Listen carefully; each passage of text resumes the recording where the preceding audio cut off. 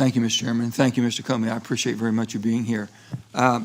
West Virginians are very interested in this hearing that we're having today. I've had over 600 requests for questions to ask you from my fellow West Virginians, and most of them have been asked. And there's quite a few of them that were quite detailed while asking our classified hearing.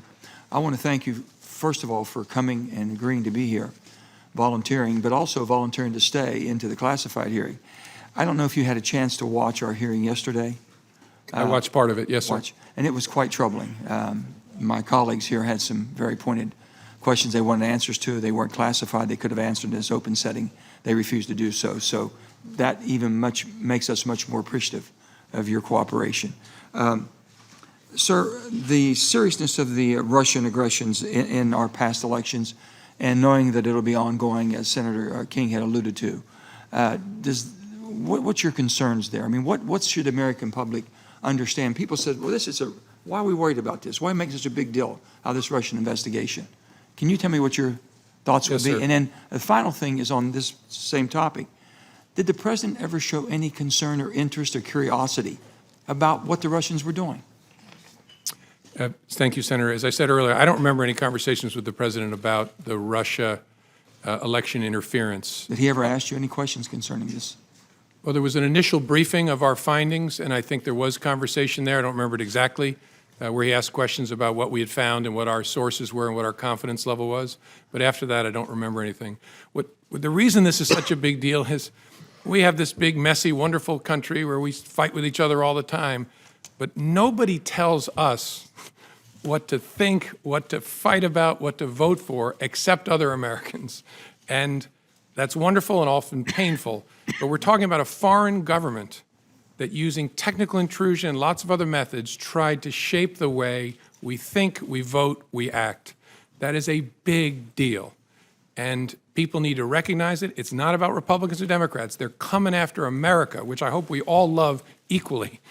They want to undermine our credibility in the face of the world. They think that this great experiment of ours is a threat to them, and so they're going to try to run it down and dirty it up as much as possible. That's what this is about, and they will be back because we remain, as difficult as we can be with each other, we remain that shining city on the hill, and they don't like it. So this is extremely important. It's extremely dangerous, what we're dealing with, and it's needed, is what you're saying. Yes, sir. Do you believe there were any tapes or recordings of your conversations with the president? It never occurred to me till the president's tweet. I'm not being facetious. I hope there are, and I'll consent to the release of. So both of you are in the same findings here. You both hope there's tapes and recordings. Well, all I can do is hope. The president surely knows whether he taped me, and if he did, my feelings aren't hurt. Release all the tapes. I'm good with it. Gotcha. Sir, do you believe that Robert Mueller, our new special investigator on Russia, will be thorough and complete without political intervention? And would you be confident on these findings and recommendations? Yes, Bob Mueller is one of the finest people and public servants this country has ever produced. He will do it well. He is a dogged, tough person, and you can have high confidence that when it's done, he's turned over all the rocks. You've been asked a wide variety of questions today, and we're going to be hearing more, I'm sure, in our classified hearing.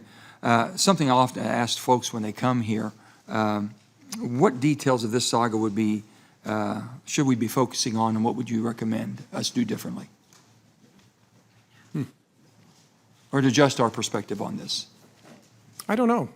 One of the reasons that I'm pleased to be here is I think this committee has shown the American people, although we have two parties and we disagree about important things, we can work together when it involves the core interests of the country. So I would hope you'll just keep doing what you're doing. It's good in and of itself, but it's also a model, especially for kids, that we are a functioning adult democracy.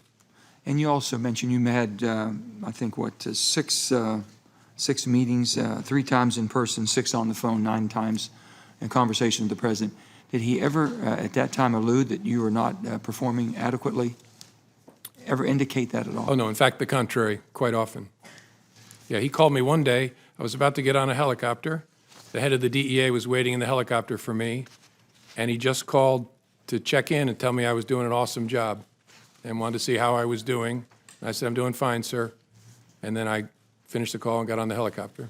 Mr. Comey, do you believe you would have been fired if Hillary Clinton had become president? That's a great question. I don't know. Yeah, I don't know. You have any thoughts about it? No, I might have been. I don't know. Look, I've said before, that was an extraordinarily difficult and painful time. I think I did what I had to do. I knew it was going to be very bad for me personally, and the consequence of that might have been, if Hillary Clinton was elected, I might have been terminated. I don't know. I really don't. My final question will be, after February 14th meeting in the Oval Office, you mentioned that you asked Attorney General Sessions to ensure that you were never left alone with the president. Did you ever consider why Attorney General Sessions was not asked to stay in the room? Oh, sure. I did, and have. And in that moment, I knew. You ever talked to him about it? No, You never had a discussion with Jeff Sessions on this? no, not at all. On any of your meetings? No.